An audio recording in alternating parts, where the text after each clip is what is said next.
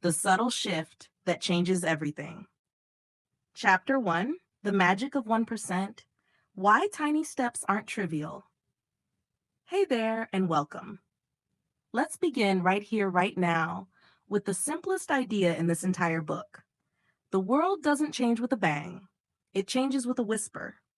We all carry this movie in our heads about transformation, don't we? We picture the hero's montage, the all-nighter spent studying, the grueling workout that instantly melts 10 pounds, the sudden brilliant idea that makes millions. We wait for that massive leap, that huge shift to prove we're really changing. But here's the quiet truth. Those massive leaps usually cause burnout and land you right back where you started. Real, lasting change happens through something subtler, becoming just 1% better every single day. Think about the math for a moment, because this is where the magic hides. If you get 1% better at something, anything, from cooking to coding to patience, every day for a year, you don't end up 365% better. You end up 37 times better. That's not a small gain. That's transformation by stealth. On the flip side, if you get 1% worse every day, a tiny bit lazier, a tiny bit more cynical, you don't notice it at first. But over time, you drift towards zero. That's the subtlety of this shift. The difference between 1.01 and 0.99 feels invisible today, but a year from now, it's the difference between a life you built and a life that just happened to you. I had a friend, let's call him Mike.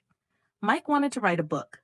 For years, he'd wait for the perfect Saturday, 8 free hours, a fresh pot of coffee, and total silence. Predictably, he'd get maybe one of those things, get frustrated, and write nothing. Then came his subtle shift. He stopped aiming for the book and started aiming for the sentence. His new rule was simple: write one paragraph, maybe 100 words, every weekday morning before his first meeting. That's it. No pressure. No masterpiece required. Just one small act. It felt trivial. It felt almost silly. But 18 months later, Mike had a completed, edited novel. He hadn't felt the 1% improvement each day, but the compound effect had quietly built him a masterpiece while he was busy living his life. This is the power of lowering the bar of entry. When you want to start exercising, don't plan a 1 hour workout. Plan 5 minutes of stretching. When you want to save money, don't cut all expenses. Just pack your lunch one extra day this week. The smallness of the task makes it nearly impossible to skip, and that's the whole point. Consistency beats intensity every single time. Your brain doesn't resist small. It resists big, overwhelming, unsustainable. So make it easy, frictionless, to take the first step. The goal isn't to become superhuman. The goal is simply to be slightly better than the person you were yesterday. That tiny, almost invisible win, repeated daily, becomes momentum. And momentum is the true fuel of transformation. Takeaway: stop waiting for the lightning bolt. True change is the quiet, consistent drip that carves canyons out of stone. Focus on making one positive choice today that's just 1% better than yesterday's. Chapter 2, Stop Chasing Goals. Start Being the Person, the Identity Switch. Take a breath. This next shift is one of the deepest ones we'll explore, because it's not just about what you do, it's about who you believe you are. For most of our lives, we chase outcome goals: lose 15 pounds, finish the project, save $10,000. These are fine goals, they give direction, but they keep you looking forward, never inward. And when you finally reach them, you often feel strangely empty. So here's the subtle shift. Stop focusing on the result and start focusing on your identity. What does that mean? It means you stop saying, I want to run a marathon, and instead you say, I am a runner. You stop saying, I want to be rich, and start believing, I am the kind of person who manages money wisely. Because when you define yourself by outcomes, your motivation disappears the moment you fail, or even when you succeed. You lose those 15 pounds? Great. But now what? The identity you built, someone who's losing weight, is gone. Miss a deadline? Suddenly, your old story rushes back. I'm such a procrastinator. But when you switch to an identity-based mindset, your actions become proof of who you already believe yourself to be. Think about a baker. A baker doesn't wake up and ask, how do I motivate myself to bake today? They bake because that's who they are. It's what they do. The subtle shift is this: choose your desired identity first, and then act as though it's already true. The actions will naturally follow. Here's a story. I used to hate public speaking. Heart pounding, palms sweating, voice shaking. Every time I set the goal, give one talk without sounding nervous, I made it worse. I was grading myself in real time, trying to hit a perfect target. Then one day, a mentor asked me, what does a confident speaker do? I said, they prepare thoroughly. He smiled and said, good. From now on, you're the kind of person who prepares thoroughly. That's it. I didn't have to become fearless. I just had to become prepared. The shift was subtle but powerful. I went from being someone who fears speaking to someone who prepares thoroughly. And as I lived that identity, the fear started to fade. Not because I forced it, but because I was too busy honoring who I'd chosen to be. This identity shift works everywhere. If you're struggling to clean your house, stop saying, I need to clean. Instead, try, I'm the kind of person who leaves a space better than I found it. It reframes the task. It's no longer a chore, it's a reflection of who you are. Every action you take is a vote for the type of person you're becoming. A 10-minute cleanup? That's a vote for being an organized person. Saying no to an impulse purchase? That's a vote for being financially grounded. Each small vote compounds until, almost without noticing, you've stepped fully into a new identity. Takeaway: stop trying to achieve a result. Start behaving like the person who already has it. Your actions don't just create results, they create you. Chapter 3: The Half-Second Break. Trading reaction for intentional response, life is going to throw curveballs. That's not a possibility. That's a guarantee. The kids spill juice on the new rug. Your boss fires off a terse, passive-aggressive email. Someone cuts you off in traffic and waves like you're the problem. And in those moments, our default setting, that raw, untrained primal self, takes over. We snap, we slam, we send. That's the automatic pilot life. And it's exhausting. The subtle shift here is to create just half a second of space between the thing that happens and what you do next. Half a second. That's all. But it changes everything. The great psychologist Viktor Frankl said it best. Open quote, between stimulus and response there is a space. In that space is our power to choose our response. In our response lies our growth and our freedom. Close quote. Most of us live as if that space doesn't exist. We move from trigger, reaction, in a single, unbroken flash. This shift, this half-second break, is about remembering that the space does exist and choosing to step into it. Let's make it practical. You open your inbox and see a message that's unfairly critical. Instantly, your chest tightens, your jaw locks, and you feel that rising heat. You want to type a brilliant, scathing reply to prove them wrong. That urge, that flash, is pure reaction. If you follow it, you escalate, you regret, and you spend the next 5 minutes cleaning up the emotional fallout. But what if instead you paused? Just 1/2 second. Count to 5. Stand up. Take a slow, deliberate breath. That's it. That's the half-second break. It's not about analyzing the email or repressing your emotion.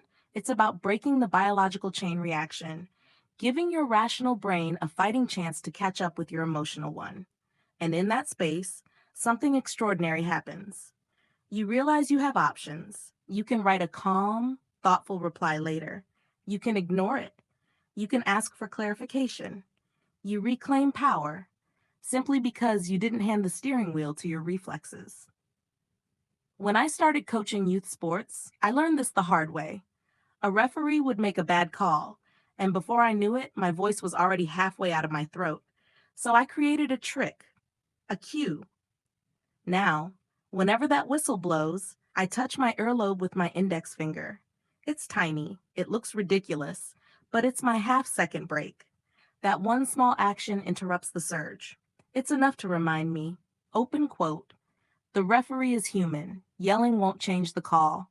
What's the most helpful thing I can say to my team right now? Close quote. That's the magic.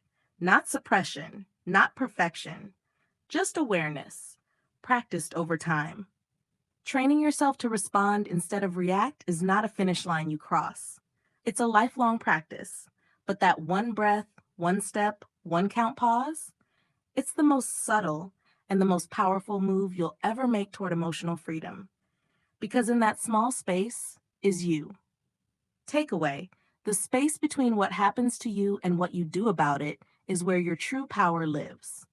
Practice inserting a cue, a breath, a step, a 5 count to claim that half second of choice. That's where peace begins. Chapter 4: The Builder's Secret. Falling in love with the process, not the prize. Imagine a marathon runner who only enjoys one single moment, the one when they finally see the banner that says finish. That sounds miserable, doesn't it? 4 long hours of pounding pavement, sweating, aching, and all for just one fleeting second of joy. Yet that's exactly how most of us approach our goals. We obsess over the outcome, the promotion, the sale, the completed novel, and we dread the daily grind that gets us there. We live for the finish line, but hate the race. The subtle shift here is simple, but it's life-changing. Move from outcome orientation to process orientation. It's the moment you decide that the doing is the real prize, that the daily routine, the system, the repetition are not the price you pay to get the reward, but the reward itself. This is the secret of every true builder, every craftsperson, every artist, every master. They don't wake up thinking, open quote, I hope I finish the house today, close quote. They wake up thinking, open quote, let's make sure the concrete is mixed just right. Let's line up that wall perfectly on the plumb. Let's make this joint clean, seamless, strong, close quote. They fall in love with the act of building. They respect the materials. They honor the craft. They find flow in the present moment of creation. When you focus only on the prize, 2 things happen. First, you feel miserable in the middle, the vast, boring, unglamorous middle stretch of any big goal. The plateau feels endless. You're too far from the start to be excited, too far from the finish to celebrate. Second, you become emotionally fragile. If the outcome gets delayed or falls short of your expectations, your motivation collapses because the only thing you cared about was the result. But when you shift to the process, everything changes. You win every single day you show up. Did you sit down to write for an hour? Win. Did you log your meals and stay mindful of your food? Win. Did you complete those 2 tiny marketing tasks? Win. The process gives you daily victories. It builds momentum quietly and protects your peace while the results take their time. Here's a practical way to make that real. Grade your day on process adherence, not outcome success. I know a personal trainer who used to measure his success by how much weight his clients lost each week, and it drove him crazy. Some clients had great weeks, some didn't, sometimes because of stress, travel, or just water weight. His mood would swing up and down with the scale. Then came the shift. He stopped grading results and started grading the process. He asked himself, open quote, did I listen carefully today? Was the session personalized? Did I bring energy and encouragement? Close quote. That's it. When he focused on the quality of his daily actions, everything improved. His stress dropped. His clients got better results, and his consistency became effortless because the joy was in the doing, not the outcome. The truth is, the process is the only thing you truly control, the prize. That's subject to luck, timing, market shifts, and 1,000 variables outside your hands. The subtle shift is realizing this. Your peace, your progress, and your sense of fulfillment are all found in the things you can control. The daily, repeatable actions you can fall in love with. Takeaway: The secret to long-term success is to make the daily work itself the reward. Design a system you love to live inside and let the results take care of themselves. Chapter 5: The Lab Coat Mindset. When mistakes are just data points. For most of us, making a mistake feels like an execution. We drop the ball, we mess up a presentation, we say the wrong thing, and then comes the heavy hammer: shame, frustration, self-doubt, as if one misstep is a final verdict on who we are. We treat failure not as information, but as identity. The subtle shift here is what I call the lab coat mindset. It's the mindset of a scientist, an inventor, an engineer. Because in a lab, there is no such thing as failure. There are only results. Some expected, some unexpected, but all useful. If a scientist runs an experiment and it doesn't confirm the hypothesis, they don't throw up their hands and storm out yelling, "I'm terrible at science." They jot down what they learned, adjust one variable, and run the next test. That's it. The lab coat mindset turns every failure into data and every setback into progress. Think about a small child learning to walk. They're the ultimate scientists. They fall down hundreds of times. And never once do they sit there thinking, open quote, "maybe I'm just not cut out for walking," close quote. They experiment, they wobble, they tweak their balance, and they try again. Falling isn't failure, it's feedback. So why do we lose that beautiful resilience as adults? Because we attach ego to the outcome. We stop asking, "What did I learn?" and start asking, "What does this mistake say about me?" Let me give you a real-world story. I once worked with a young entrepreneur who lost his entire first investment round, completely wiped out. He was devastated, ready to quit, convinced he was a fraud. Instead of talking about the loss, I asked him one question, open quote, "What do you know now that you didn't know a year ago?" Close quote.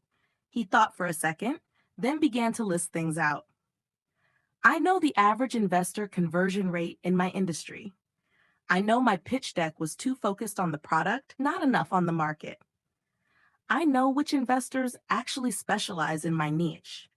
I know the legal boilerplate to avoid next time. By the time he finished, he looked stunned. He realized that his so-called failure was really just the tuition for a degree in real-world entrepreneurship. He hadn't failed. He'd paid for information, and that information made him 10 times more prepared for his next round. This is the lab coat mindset in action. When something goes wrong, don't ask, "Why me?" Ask, "What variable needs to change?" Don't make it emotional. Make it experimental. Every mistake is just a data point showing you what doesn't work, a breadcrumb leading you toward what will. Celebrate the discovery, adjust the variables, run the next test. Takeaway: stop judging your mistakes, start extracting the data. Failure is not a final identity. It's just market research for your next better attempt. Chapter 6: The Inner Dialogue. Changing the script that runs your life. If you had a friend who spoke to you the way you sometimes speak to yourself, you probably wouldn't stay friends for long. Open quote, "I'm so stupid. I always screw things up. I'm terrible at this." Close quote. Those quiet, constant phrases might seem harmless, but they are the invisible script running your life. This is the final, and perhaps most powerful, subtle shift. Changing the inner dialogue that shapes your reality. Your self-talk is not idle chatter. It's code. Every phrase you repeat to yourself is a line of programming for your brain. When you say, "I'm bad at math," your brain doesn't argue. It accepts it as fact. It stops looking for patterns, stops trying to improve, and quietly edits your behavior to stay consistent with that belief. The result? A self-fulfilling prophecy. We live inside the language we use. So if we want to change our lives, we must first change the words we live by. Think of yourself as a linguistic detective, someone who listens closely for the clues hidden in your own thoughts. When you catch a limiting phrase, don't judge it. Just rewrite it. Here are 2 powerful rewrites to start with. 1. Replace "I am" with "I am currently." Old: "I am disorganized." New, I am currently working on organizing my space. That one extra word, currently, introduces movement. It turns a permanent label into a temporary phase. It reopens the door to growth. 2. Replace I always with I haven't learned how to yet. Old, I always mess up my finances. New, I haven't learned how to manage my money effectively yet, but I can start today. That tiny word yet is a superpower. It shifts you from failure to learning mode, from fixed identity to fluid progress. I once coached a young designer who froze every time she received a tough creative brief. She'd say, "I'm not a visionary." Her entire nervous system believed it. We practiced one simple change. The moment she thought that phrase, she had to reframe it aloud. Open quote, "I am a designer who needs the next 2 hours to gather visual data to spark my vision." Close quote. Notice the difference? She went from identity, "I'm not visionary," to instruction, "Here's what I do next." Within a few weeks, the paralysis was gone. She wasn't pretending to be a visionary. She was doing what visionaries do. The shift in language unlocked her creative flow. At first, this kind of rewriting feels awkward, even fake. But you're not lying to yourself. You're choosing a more accurate and constructive truth than the critical, outdated script your past handed you. Every word you speak to yourself is either building your future or burying your potential. So build carefully. Takeaway: your internal dialogue is the blueprint of your destiny. Audit the phrases that begin with "I am" or "I always." Replace them with process-focused, growth-oriented language. Add the small, powerful word "yet," because the story you tell yourself about yourself becomes the life you live.